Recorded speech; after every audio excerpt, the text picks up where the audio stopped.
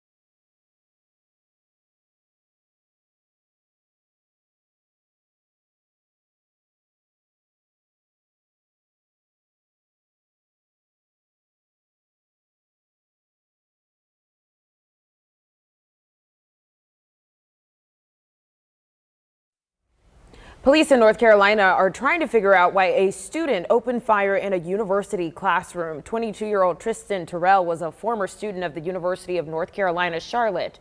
While officers say he burst into an anthropology class on Tuesday and just started shooting. 2 people were killed, 4 others were hurt. 21-year-old Riley Howell was one of the students that was killed. Authorities say he tackled the gunman during the attack.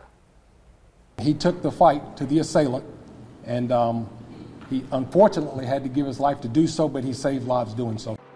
Police say Terrell legally purchased the gun he used in that shooting, and officers say he didn't appear to target any particular person, but they believed he picked the building that he entered. New this morning, tensions are increasing in Venezuela over the control of that country. Opposition leader Juan Guaido says he's ready to take over, but President Nicolas Maduro says he's not stepping down. Maduro says his supporters have beaten an attempted coup by Guaido. Thousands are now protesting over that situation. The U.S. has weighed in, joining several other countries in support of Guaido. The White House is asking Congress for billions more dollars for emergency border funding. The administration wants more than $3 billion for humanitarian assistance and another billion for border operations. Officials made it clear that funding would not be used to build a wall.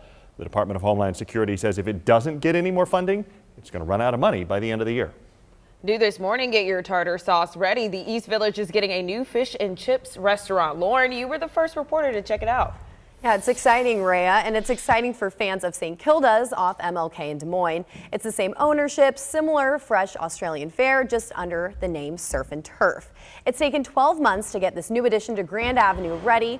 Owner and chef Alex Hall is still making the final touches, but the menu and his interior are nearly ready for customers now. Anyone visiting can expect a bar with local beers on tap and a more modern take on Australian cuisine. Hall says he's most excited for people to try his hotcakes and fried chicken sandwich recipes. As for the fish and chips, he says they won't be as greasy as the style many Americans have become accustomed to. We've been surprised as to a lack of fish offerings in Des Moines, and we sell a lot of salmon, so we're really going to try and dial in on that. All goes as planned. Hall says he should be open for business next Wednesday, May 8th. Coming up at noon, we'll show you how the menu was crafted and give you a behind-the-scenes look at how the interior came together. All right, it sounds good. Fried salmon, is that like a thing that they do there? Yeah, so they'll have multiple kinds of fish and chips. So Okay. I think salmon, rotating ones, maybe walleye, and then cod, which I'm a big cod fan. So. I want to try the salmon. I don't think I've ever St. had Kilda's fried has salmon. worked, so we'll hope that they will Oh, work as well. yeah, definitely. Riley's tummy's Brunch already plans, grumbling, right? Riley. Oh yeah, oh yeah. You can count me in. I'll be there. That's for sure. It all sounds good. Exciting to have when you get new restaurants coming in and trying new things. If you're heading out early this morning, maybe getting the jog on or walking the dogs, it's not too bad. I mean, we have clouds around, but at least it's dry here in central Iowa. Cool enough that you want to throw on the jacket, getting the kids ready for school in the lower 40s right now for the wind chill. And southeastern Iowa has been a wet morning already from Washington to Ottumwa. Starting to see it dry out there, but look at this. Davenport still getting the rainfall. We've been showing you live pictures there of the flooding. Not good news to see this, but however, this is going to start to move on out of here in the next couple of hours. Still another batch of showers trending east-northeast, so going to keep the shower chance for south and southeastern Iowa here for the next couple of hours, and then we'll get dry time during the afternoon. In fact, we may even get a little filtered sunshine in southeastern Iowa, a little bit more sun up toward the northwest as we're already starting to see some of that gradual clearing. And where the clouds are a little thinner, temperatures are a little colder too, upper 30s up to the north versus a little bit warmer conditions down to the south and east where we're closer to 50 degrees. So the day ahead, the rain mainly stays south and east this morning. We'll see partial clearing through the afternoon. Your commute home should be a little bit brighter than what we had yesterday, ending up in the low to mid 60s, I think between about 63 and 65 degrees. And you'll see that here in your hour by hour, things quiet down for you. Southeastern Iowa, you'll have that chance to dry out. Now tonight will stay mainly clear in the overnight hours, so it'll stay a quiet evening.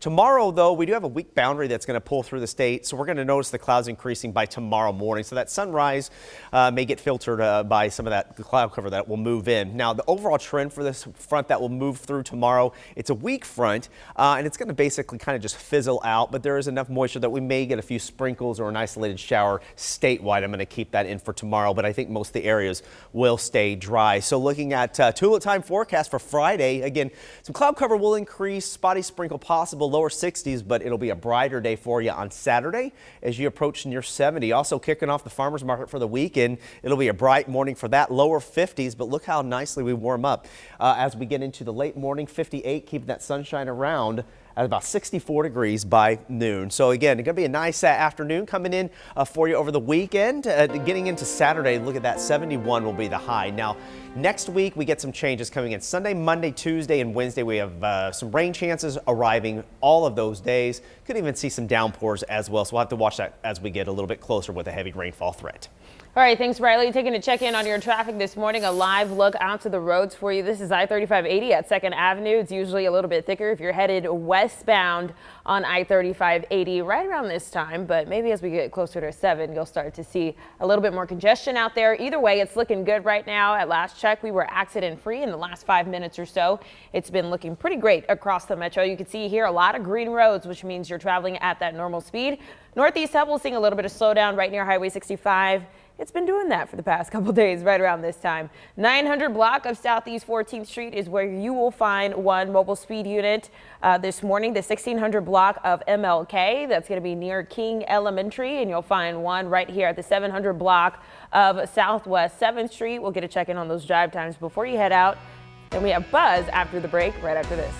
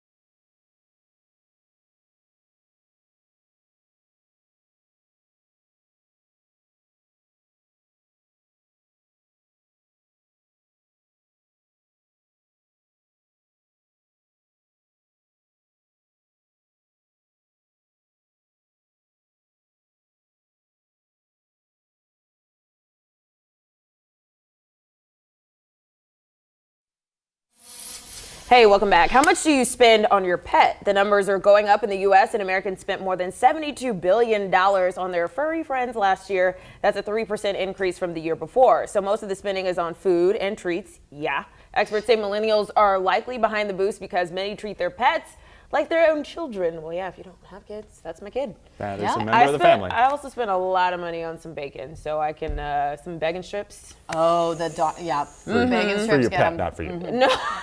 Yeah, for me. Every now and then I sneak So one a in there. lot of I would spend a lot of money on For bacon. those of you who know what those Right, are, exactly. thinking about eating that is so No, not the nasty. bacon strips, just Yeah, the bacon no, itself. yeah, While you yeah, may yeah. love your pet enough to put them on Instagram, but soon others may not be able to see how popular they are. You see, Instagram is considering a new feature that would hide the number of likes on photos and videos from other people. Only the owner of the post would be able to see how many likes they have.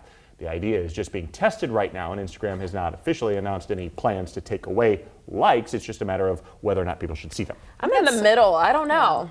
I think it's socially conscious just because we're always comparing ourselves, but at the same time, we were making this point, sometimes it feels good to get that like, you know? Yeah, that too. And then, you know, you influence other people to like, you see what other people are liking, and then it becomes a trend, and yada, yada. Sorry. All right. That's going on too long. We'll see what got it. happens. Well, the Jonas Brothers are burning up with excitement this morning. The Band of Brothers is hitting the road after nearly a decade. Whoop woo, I'm a fan. The band just announced the Happiness Begins tour, and the Jonas Brothers aren't coming here to Des Moines, though, sadly, but they'll be in St. Paul, Minnesota on September 16th, and then Kansas City on September 22nd. The tour has 40 stops in all, and I have breaking news for you guys. According to Diplo, the DJ's Instagram account, Joe Jonas got married to Sophie Turner of Game of Thrones in a Vegas wedding.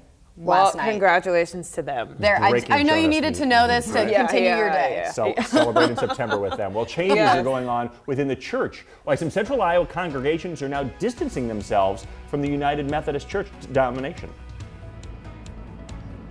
And it's tulip time here in Pella. Coming up after the break, we're going to show you a tradition here. And taking a look at that sunrise this morning, it's getting blocked by clouds a little bit, but taking out a little bit of rain showers down to the south and east. Should dry out later today. I'll have the rest of your forecast looking ahead to tulip time coming up next.